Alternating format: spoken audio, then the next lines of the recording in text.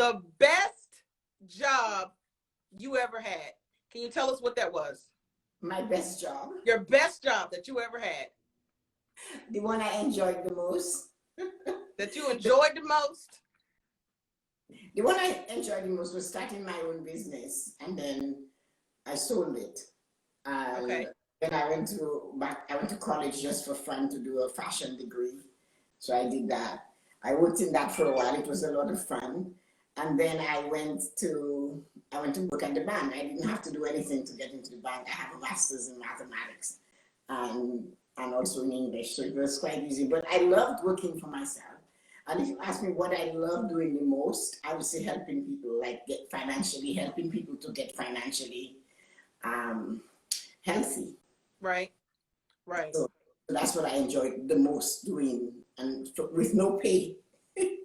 Oh, you like doing it for free? Yes, I've been doing it for free since 2009. Oh, wow. That's good. That's awesome. When you were at the bank, how long were you there? 30 years. 13? 30. 30 years at the bank. Okay. So for people who are not familiar with the bank, there's a lot of different roles, because when you go into the bank, you just see maybe one or two people, but there's a lot of different moving parts in the bank. Would you agree on that? How many departments did you work in? In 30 years, I'm sure you worked in probably all of them. I stayed in the branch because I love the interaction with people. I had the choices to work in the back offices and head office, but I have to be with people. So I started out like at the branch working and doing just some small investments. And then I kept getting promotions, and then I went and I did my certified financial planner, and that's what. And then I became a branch manager. So these are the things that I did. Okay. What is the worst job you ever had? It wasn't a job. It was a position before I became a planner. It wasn't a job. It was the person that was I directly reported to. It all turned out good because when I did get my certified planner designation, she phoned and asked me if I could give her my notes. Oh, did she really? Yeah. Then she phoned and asked me if she would help me, if I could give her son a job, and I said no. Didn't have a position. I had a position, but I had people in my branch that I was going to promote from within. So I told I can't. Right. You, as the branch manager, you did all the interviewing? For the positions, yes. For the positions? What was the craziest interview that you remember having? What was the what? The craziest interview that you remember having? It was, you see, coming for an interview in a branch, you have to be properly versed, but it's not the craziest interview. It was interviewing somebody who was really, she wasn't small, but she was from India, but she had this, nobody wanted to hire her, but I did, because she had this most engaging smile. And I remember somebody who was there, and she was a different department, and she said to me, is that your interview? I said, yes. She said, she made her hand like this and said, no. So then I said to her, have you spoken to her? She said, no. I said, well, let me interview her.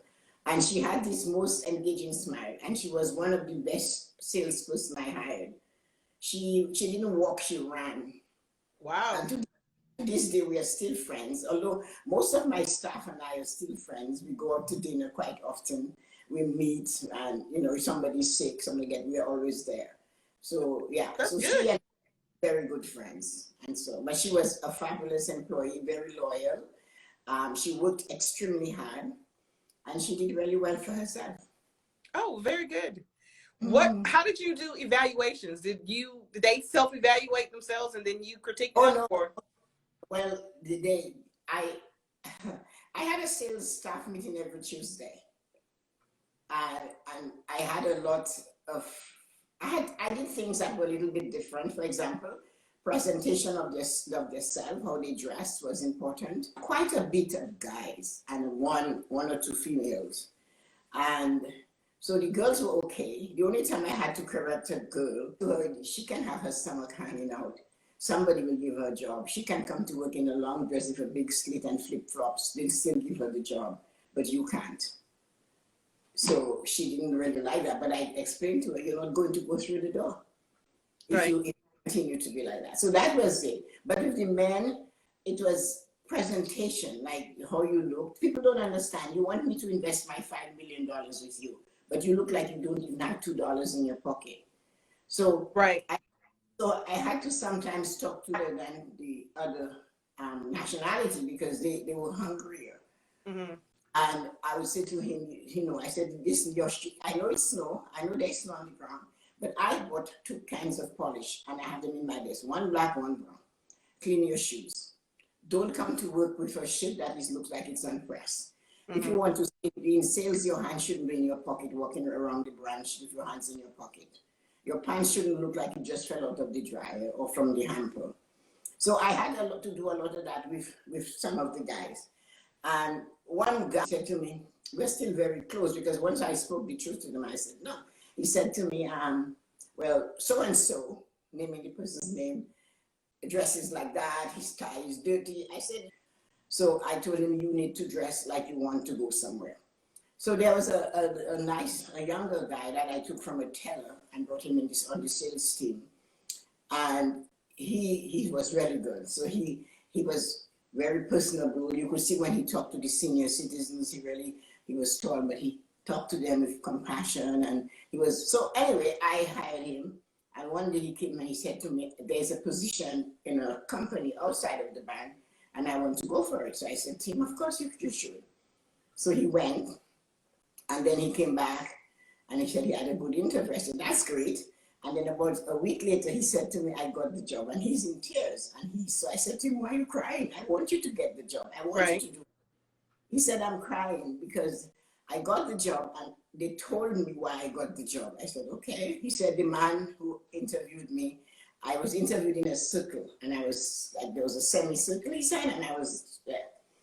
And he said to me, there were people that had more experience than you. The education was the same, but they were older with more experience. But we didn't give them the job. And we gave you the job because your shoes were polished. That's right. So right there, he said, and you always kept telling us, dress like dress like you have money, dress like you're good. You don't have to go over, but make sure your tie doesn't have soup on it. Make sure your shirt is ironed. And so that was it. I enjoy doing that. I still do a lot of that. So that was it. And he did get the job. He did really well. That's good. And that's really good because a lot of the people that we're coaching, we talk about how you should dress for an interview. And very few people nowadays even shine their shoes. So it shows how important that is, the little bitty things that can help you stand out. And it's always standing out because you can have the same education as somebody, but you need the edge. The edge could be a big one, a second language. Right. Another one can be that you how you dress and how you present yourself. So I would prepare my team to go for interviews somewhere else, and I would say to them, well, go 15 minutes earlier. And some of them, why? I said, because when you're sitting in the reception area, you can feel the vibes of that company. That's right. Reception is a total disaster and people are screaming and things are just not good. In the front, what represents them is that bad.